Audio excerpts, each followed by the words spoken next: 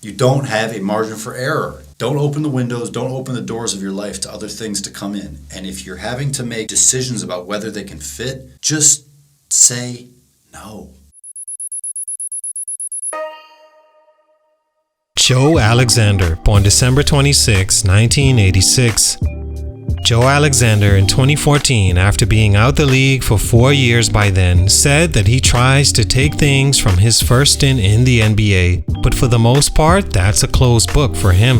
In his mind, his goal was to make it to the NBA, and he did that, and that's over. He continued saying his new goal was making it back to the NBA again, and since he's done it once, he knew he could do it a second time. It's 2024 and Joe Alexander never made it back to the NBA, but not for a lack of trying or lack of heart. It's commendable he believed in himself even after being robbed of that dream for the reasons we'll speak about. After just 67 games in the league, not even a full 2 seasons, but in total he's played on the professional level for 13 years.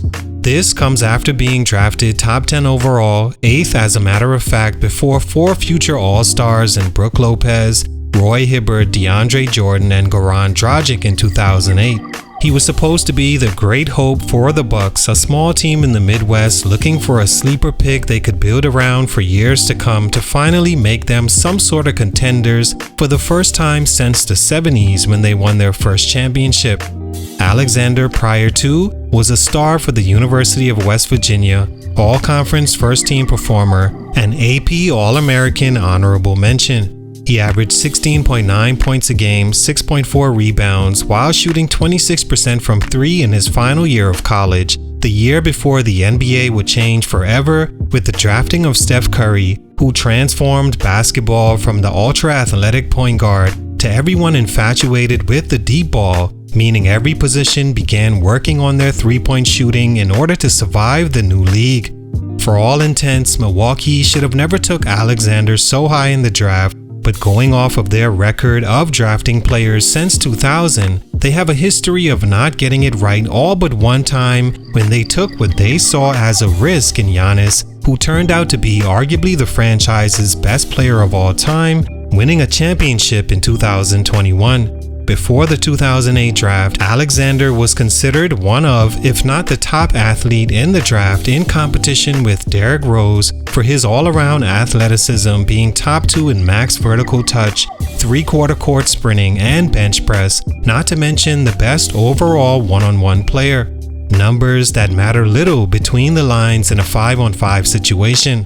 He was the first Taiwanese basketball player in the NBA, but for these reasons, his career didn't go as planned. What happened? Let's talk about it. Salute to Shady 00018 on IG for this request. It's your boy JC Stunted Growth. Let's get it, man. Take a minute to like, subscribe, and comment on who I should do next.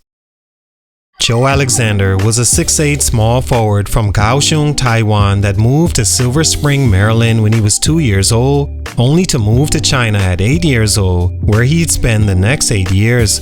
He learned basketball from his time living in the international community in Hong Kong, then in Beijing, and in this time he never played organized basketball and wouldn't until he moved back to the United States for his junior and senior high school seasons.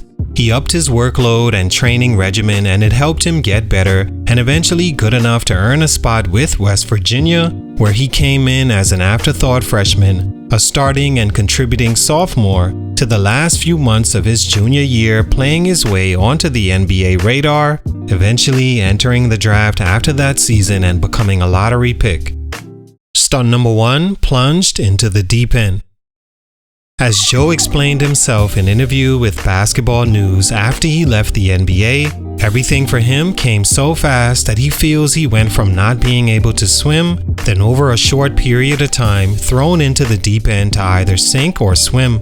He added that for guys that look like him, which I assume to be the athletic white guy from a small school that wasn't highly touted, you're either ready to contribute right away or you're nothing and deemed a bust if it takes too long to catch on. In a roundabout way, I agree with those sentiments because Joe Alexander, to his credit actually, was never supposed to be taken so high and expected to be what Milwaukee wanted. They expected they were getting a high IQ forward that presented a mismatch with the ability to use his athleticism to drive by bigger matchups while also being able to defend guards off the pick and roll and step out and shoot the three. All that obviously right away with the 8th overall pick they awarded him. But it was a misunderstanding from the start, with the team not factoring in a few very important reasons that idea was flawed. First of all, the competition on the NBA level at the time was arguably at its most athletic. In 2008, point guards were becoming so athletic that Alexander's athleticism would do very little to stop those guys anywhere on the floor, and the small forward position was equally as dominant. His three-point shooting in college should have also been a red flag if that's the player the Bucks wanted, as he not only shot 26% his final year, but only attempted little over 1 a game, showing he was not comfortable taking and not good enough making a very important shot in the progression of the game from his draft on.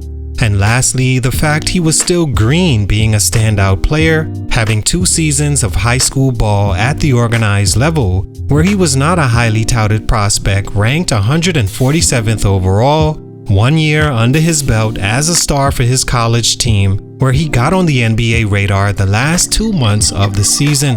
He remembers having his draft party after and being amazed at how life changed for him so fast, and I think that put him in a bad position. A position he was almost certainly not going to live up to simply because the expectations were too new and too high. He needed time to develop, time he didn't have. Stunt number 2, prematurely labeled. One of the biggest elements to being a good player and meeting the expectations we speak about often is opportunity. You may say, well, he was the 8th overall pick. He should have had all the opportunity in the world. But he also was a white player in the 2000s, where at the time they were considered slow and for the most part only given minutes if they were abnormally good on offense or great shooters they can use to spot up. 8th overall picks shouldn't come in getting DNPs and playing in garbage time, and they sure shouldn't play just 59 games before they're considered a bust. That's exactly what happened to Joe. Milwaukee first prematurely labeled him a future star and misunderstood his value being a raw prospect that needed time to develop, taking him 8th overall anyway. Then they prematurely labeled him a player not able to perform in the NBA after just 59 games, declining the 3rd year of his rookie contract, then trading him soon after to the Bulls. The labeling of him probably has the fastest rise and decline of all time, all because the Bucks misunderstood the player they thought he was with the player they got and gave up on it the first year of it not working out. From there, the bust label followed him to where Chicago only gave him 8 games before letting him walk. He signed with New Orleans September 2010, then waived in November, off to embark on his D-League and overseas journey. Was Joe Alexander ever good enough? Well, I think being able to see that was taken away because he didn't get the opportunity to be drafted by the right franchise in a spot he had room to grow. When he didn't play up to the 8th overall pick, opportunity became little to none. Stunt number 3, injury plague. Another element you have to look at when dealing with a player that hasn't had experience playing the game and being a star at a high level is their body not being used to the rigors of being a top athlete over such a long time. It's another reason Joe was thrown right into the fire too soon.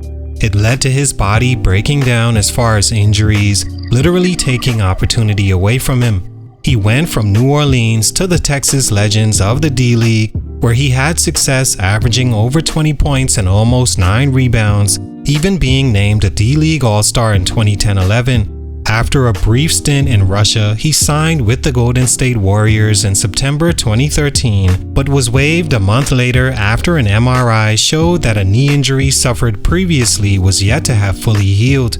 He was placed on their D-League team after fully healing, and without another contract offer, he took his talents to the Israeli Premier League and EuroLeague. He'd remain overseas for the rest of his pro career, in the end embracing the short time he had in the NBA and his new life as a EuroLeague journeyman. In 2011, the New York Daily News labeled him one of the biggest draft busts of all time.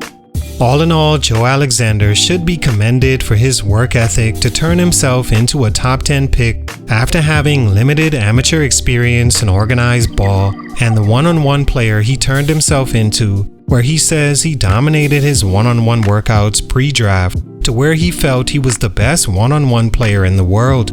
But he was put in the wrong situation. One, he could never live up to the expectations, and for that and these reasons, his growth was stunted. Salute, much respect. It's your boy JC Stunted Growth, and I'm out.